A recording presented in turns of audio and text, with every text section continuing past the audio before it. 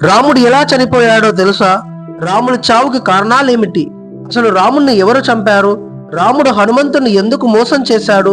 లక్ష్మణుడు ఎలా చనిపోయాడు? వీటన్నిటి గురించి మీకు అర్థమయ్యేలా ఈ వీడియోలో తెలియజేస్తాను. వీడియోని ఎక్కడా కూడా స్కిప్ చేయకుండా లాస్ట్ వరకు చూడండి.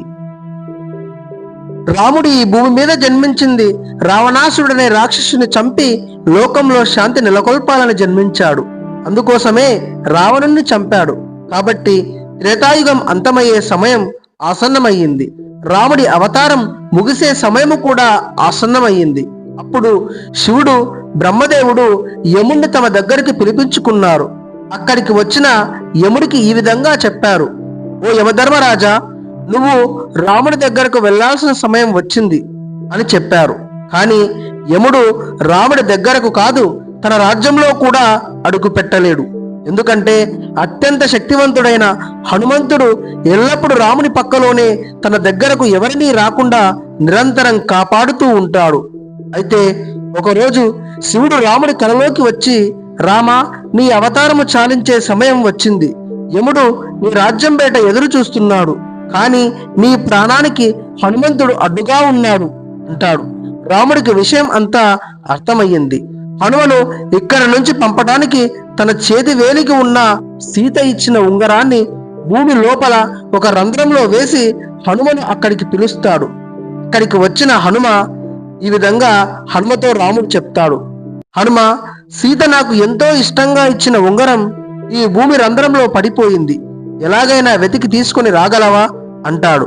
అప్పుడు హనుమ, ప్రభు, మీరు దీనికోసం ఇంతలా అడగాల? ఆజ్ఞాపిస్తే చాలు, ఇలా వెళ్ళి అలా తీసుకొని వస్తా అని చెప్పి బయలుదేరుతాడు.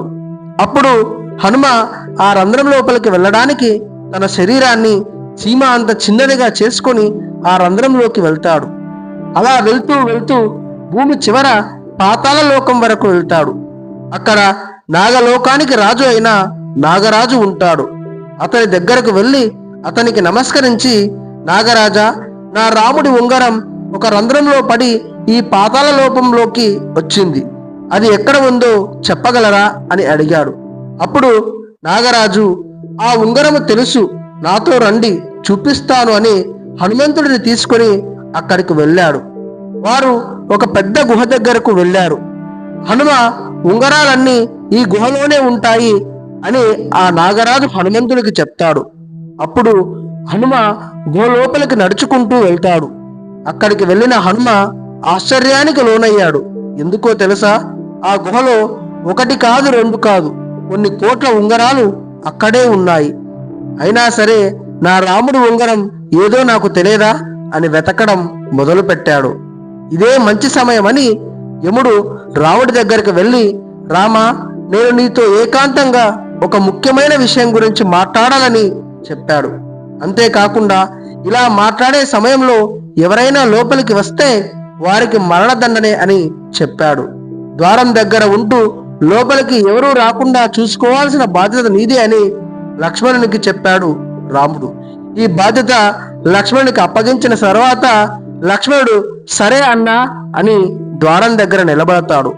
అప్పుడు యముడు రాముడితో ఇలా అంటాడు: రామా, నేను శివుడు, బ్రహ్మ పంపగా ఇక్కడికి వచ్చాను. మీరు ఈ యుగంలో నిర్వహించాల్సిన కార్యం ముగిసింది. మీరు ఈ అవతారం వదిలి విష్ణువుగా మారి వైకుంఠానికి రండి. మీకోసం లక్ష్మీదేవి ఎదురు చూస్తుంది అనగా రాముడు నవ్వుతూ సరేయమా, వస్తా అంటాడు. ఆ సమయంలో మహాకోపిష్ఠ అయిన దుర్వాస మహర్షి రాముడితో మాట్లాడడానికి అయోధ్యకు వస్తాడు. అప్పుడు లక్ష్మణుడు, స్వామి, రాముడు ఇప్పుడు ఏకాంతంగా ఉండాలి అనుకుంటున్నారు, కాబట్టి నేను మిమ్మల్ని లోపలికి పంపలేను అని చెప్తాడు. దుర్వాస కోపంతో, రాముడిని కలవడానికి వస్తే లోపలికి పంపవా? ఇప్పుడు కాని నువ్వు నన్ను లోపలికి పంపకపోతే అయోధ్యను కాల్చి బూడిద చేస్తా అంటాడు.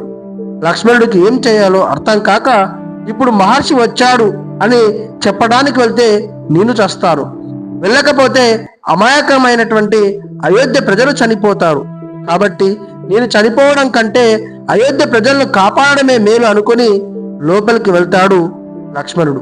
అన్న మాటలు కాదు అని లోపలికి వెళ్ళి అన్నా, మిమ్మల్ని కలవడానికి దుర్వాస మహర్షి వచ్చాడు అని చెప్తాడు.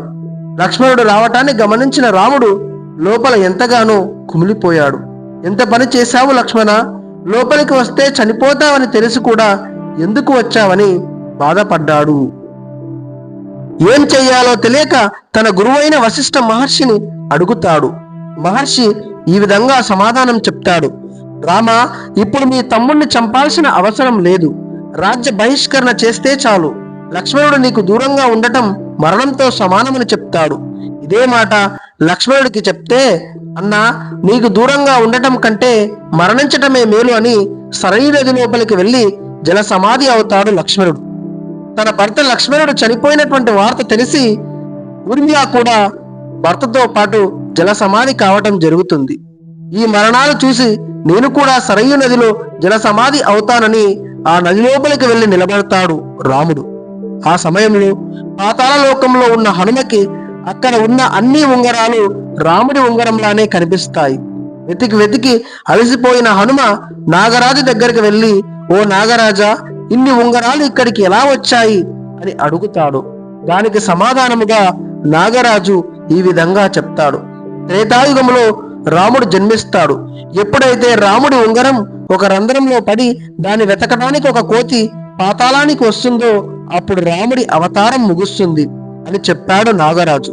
ఇక్కడ ఎన్ని ఉంగరాలు ఉన్నాయో రాముడు అన్నిసార్లు తనువు చాలించాడు. ఒక అవతారం ముగిసింది అంటే మరొక అవతారం ప్రారంభమవుతుంది. ఇది కాలచక్రం, ఇది నిరంతరం తిరుగుతుందని ఆ నాగరాజు హనుమంతుడికి చెప్పాడు. ఆయన చెప్పిన విషయంలో ఆంతర్యాన్ని తెలుసుకున్నటువంటి హనుమంతుడు, అయ్యో, ఇప్పుడు నా రాముడు చనిపోతాడా అని అక్కడ దొరికిన ఉంగరాన్ని తీసుకొని అక్కడి నుంచి అయోధ్యకు వెళతాడు. అయోధ్య మొత్తం వెతుకుతాడు, కానీ ఎక్కడ రాముడు కనిపించడు. భూమండలమంతా చూస్తాడు, అయినా ఎక్కడ రాముడు కనిపించడు. చివరగా ఆకాశంలో ఎగురుకుంటూ వెళ్తున్నటువంటి హనుమంతుడికి ఒక దగ్గర సరయూ నది లోపల రాముడు జల సమాధి అవుతూ కనిపిస్తాడు. వెంటనే వేగంగా సరయూ నది దగ్గరకు వెళ్తాడు. అప్పుడే రాముడు పూర్తిగా సరయూ నదిలో జల సమాధి అవుతాడు. అది చూసిన హనుమ గట్టి గట్టిగా అరుస్తూ రామ రామ అని ఏడుస్తాడు. ఇదంతా నా తప్పే, ఒక్క నిమిషంలో వస్తా అని చెప్పి ఇంత ఆలస్యంగా వచ్చినందుకే ఇలా జరిగింది అని తనని తాను నిందించుకుంటాడు. అప్పుడు రాముడు తన యొక్క అవతారాన్ని మార్చుకొని విష్ణువులా హనుమంతుడి ముందు ప్రత్యక్షమవుతాడు. హనుమంత, నువ్వేం తప్పు చేయలేదు, ఇదంతా కాల నిర్ణయం, నువ్వేం బాధపడకు అని చెప్తాడు. అప్పుడు హనుమంతుడు ఇలా అంటాడు, మీరు లేని లోకంలో నేను ఉండలేను, నేను కూడా మీ దగ్గరకు వస్తా అంటాడు. అప్పుడు రాముడు ఇలా అంటాడు, లేదు హనుమ, నీ వంటి భక్తుడు ఈ భూమి మీద ఉండి ధర్మాన్ని సంరక్షించాలి, నువ్వెప్పటికీ చిరంజీవిలా ఉంటూ ప్రజలను కాపాడు అని చెప్తాడు. సరే అని రాముడు ఉంగరం పెట్టుకొని హిమాలయాల్లో ఉంటూ ఎవరు తన పేరు తలిస్తే చాలు వారికి కొండంత ధైర్యం ఇస్తాడు మన యొక్క హనుమ. ఇది రాముడికి, హనుమకి, లక్ష్మణునికి మధ్యలో జరిగినటువంటి ఒక వింతైన విశేషమైనటువంటి కథగా మనం చెప్పుకోవచ్చు. ఈ కథ మీ అందరికీ బాగా నచ్చినట్టయితే వీడియో కింద లైక్ చేయండి. ఇలాంటి ఇంట్రెస్టింగ్ విషయాల కోసం తప్పకుండా మన ఛానల్ని సబ్స్క్రైబ్ చేసుకోండి. మరొక మంచి టాపిక్తో మీ ముందుకు వచ్చేటువంటి ప్రయత్నం చేస్తాను. అప్పటి వరకు అందరికీ కూడా ధన్యవాదాలు.